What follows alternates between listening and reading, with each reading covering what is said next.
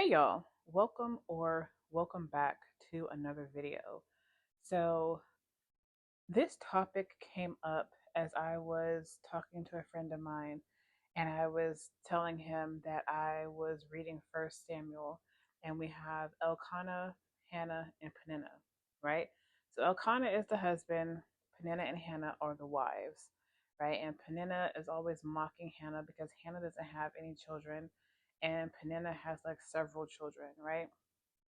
And so um, Peninnah is making fun of Hannah. She doesn't have any children. And then when Elkanah comes back from doing his duties, he gives Peninnah and her children their portions, and he only gives Hannah her portion, her one portion, because she doesn't have any children. And it gets to a point where Hannah is like not eating, she's crying all the time. And Elkanah is like, why are you crying? Why are you not eating?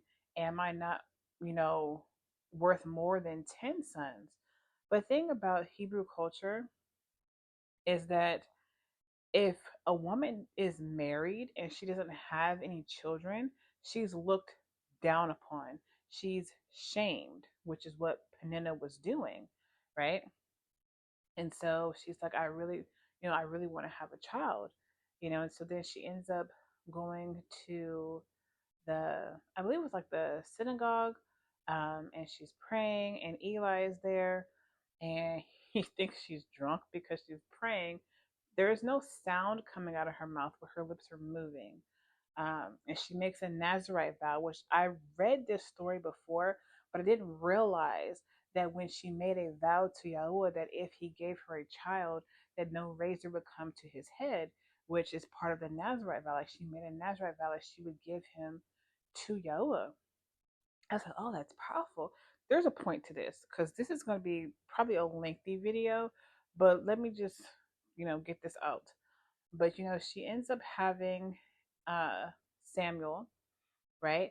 And then she speaks this prayer that I listen, y'all, I had to laugh because I was just like, that is real shady, it's real petty, but I understand why she did it. So I'm gonna read to y'all the prayer where she thanked Yahuwah for, having a child, right? So this is coming out of First Samuel chapter 2. And Hannah prayed and said, my heart rejoices in Yahuwah. My horn has been high in Yahuwah. My mouth is opened wide over my enemies, for I have rejoiced in your deliverance. Right? So she's shouting and praying over her enemies, over Peninnah. Okay. Now I don't know if there were any other women who were, mocking her, making fun of her because she didn't have any children. Then we go down to verse 3. Do not multiply words so proudly. Proudly. Let no arrogance come from your mouth, for Yahuwah is an El of knowledge, and by him deeds are weighed. She's talking to Peninnah. You can't tell me she's not. Down to verse 5. The satisfied have hired themselves out for bread, and the hungry have ceased. Even the barren has borne 7, and she who has many children pines away. Now, the thing is, Elkanah loved Hannah more than he loved Peninnah. And so that's what she's talking about right there. Okay? That is what she's talking about. Right? And so, I believe she ended up, after she gave Samuel to Eli, well, not to Eli, but to Yahuwah, for Eli to, train him and everything like that. I believe she had 3 more sons and 2 daughters. And I just find it interesting, the whole story. But now to the point of this video. We have this man who has 2 wives. There is something in the Hebrew community, right, where there are men who want to have multiple wives, right? Because Jehovah says, be fruitful and multiply. And the way to multiply quickly and faster is to have multiple wives. Well, here's the problem. That's not how Yahweh set it up. Okay? He did not set it up like that. He created man and he created woman. And in Genesis, it says that That is why a man leaves his father and his mother and clings to his wife, not wives, wife. One. Okay, singular. He didn't say plural. Now, of course, because he knows that there are men who are going to have more than one wife, he does make laws and parameters around that. You can go find that for yourself. That's not what the point of this video is. So let's talk about the instances where there are men who have more than one wife. Okay? And none of them end well. They don't. So the first one that I just talked about was Elkanah and Peninnah and Hannah. Let's go back to Genesis. Okay. So we have Lamech. I don't know what chapter that is. I'll put all the scriptures on the screen like I usually do. But we have Lamech. He has two wives. What happened? He told his wives that he committed murder. Like he told them he committed murder. And then if you go into the book of Jasher and actually read like the expanded version of what actually happened, the murder he committed, and how his wives wanted to leave him, yeah, no, they didn't end well for him. Okay? It did not. Then we have good old Abraham, Sarah, and Hagar. We know that didn't end well. And now, mind you, Sarah was the one who told Abraham to go into Hagar. She told him. And then she did because Sarah wasn't having children. And then Hagar was like, hey, wait a minute, this is my child now, right? And she began to despise Sarah. Like, you made me sleep with your husband to have a child that you thought was going to be yours? No, ma'am. No, ma'am. No, my child. You know, and then what happened? Sarah had Abraham kick Hagar and Ishmael out. Okay. I mean, of course, some stuff happened before that, but he had her kick them out. She was like, no, you can't stay here. Your son is making fun of my son. And I can already see that there's something going on right there. I can already foresee what's going to happen. No, they got to go. Leave. Nope. Then we had Jacob. Oh, Jacob. Jacob was tricked into marrying Leah. We know this. And then he married Rachel, right? Now, I think there may have been like a sibling rivalry with Rachel and Leah prior to Jacob because it kind of seemed like right off the bat they just did not like each other. And then Leah started popping out all these babies, and Rachel, she was not popping out any. So she gave Jacob her handmaiden, right? And then Leah wasn't popping out no more children, so she gave Jacob her handmaid. So now he has four wives, right? He has to sleep with all of them, all four of them, passing him around like a piece of meat.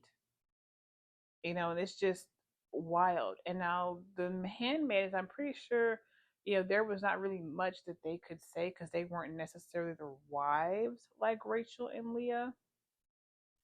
But the rivalry just went on and on, right? And then who were Jacob's favored children? Joseph and Benjamin. And who did they come from? Rachel. Okay? He loved Rachel more. That's who he worked hard for. He worked 14 years for that woman. He did. The first seven wasn't even, he didn't even get her after the first seven. He got Leah and he was angry. But you know what? That's what he get for tricking his brother out of his birthright. But we're not talking about that. That's not what this video is about. You know? So he was tricked into marrying her. Had to keep her. He couldn't divorce her. For what reason? None whatsoever. You know? But he loved Rachel more. I mean, I know there's more instances of men having more than one wife, but it never bodes well for any of them.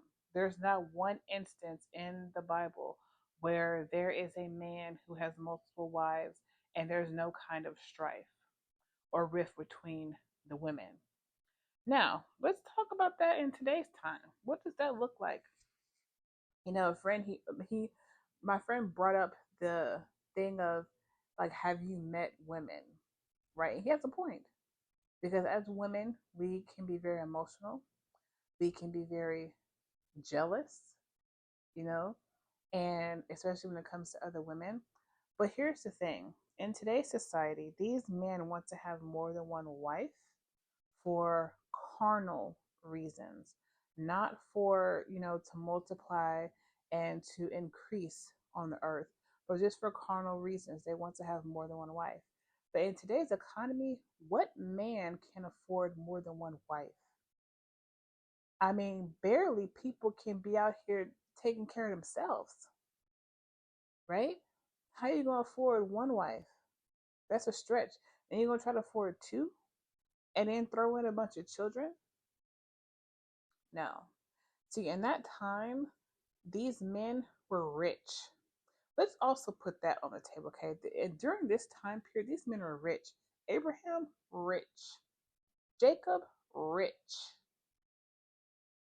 Okay? They had money. They did. They had a whole lot of money where they could have multiple wives. Okay? That's what it was. The economy today, there's just no way that that could work. It's not all three people would have to work, and all the children would have to probably be in daycare or in school. There's not a situation where that works out great. And not even just the money aspect. Like I said about women, we're very jealous. So I'm not too sure that there's too many women who would be able to handle their husband having a second wife. And it's not the whole like a man, wants to have like three, four, five, six wives. It's more so just having two wives.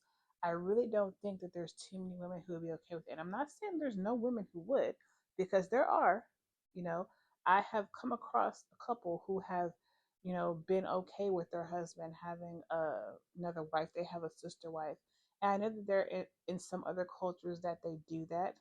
In Middle Eastern cultures, I know that they have more than one wife, especially like Muslims. They have more than one wife. And I mean, I feel bad for the women because they don't really have a say in the fact that, oh, their husband wants to have another wife. I mean, it's not like they can divorce them, right? So I am aware that that is something that is in other cultures, but I feel like as far as like Hebrew people, y'all let that go. Just let it go. That is not how Yahweh designed it to be. He just knew that there were going to be men who were going to want to do that, right? And so, um, moving on, David had a bunch of wives, and there was some strife with them, especially what's her name, Michal, Shaul's daughter. Yeah, there was a lot of jealousy in her, a lot of jealousy and bitterness when David was dancing with all his might in his linen clothing. Things was moving, right? And she was talking about, oh, those women are glorifying you and all this, that, and the other. And what happened? Noah shut up her womb. She couldn't have no children. None, right? Because David was dancing for Noah. He wasn't worried about them women. She's worried about the wrong thing, right? And then you have Solomon. He had over 1,000 wives and concubines. And what happened to him? He ended up worshiping their gods. hmm Worshiping and sacrificing to their gods. There is not a single story in the scriptures where a man has multiple wives and it bodes well for him. I think that these men need to just let that go and focus on having one wife. Because if you're too much focused on having multiple wives, you're not focusing on the kingdom. You're not focusing on the Most High. You're not, because that becomes an idol, right? There are a lot of these Hebrews, the ones who call themselves Hebrew Israelites, who believe that they should have more than one wife, that they can have more than one wife because they idolize these men in the Bible, not taking into account all aspects of these men's lives. Like, did you read the whole story? Did you read it from beginning to end? Where in there did it seem like a great idea? Nowhere. Not a single place. That's all I have. I just had to get on here and, just get that off my chest.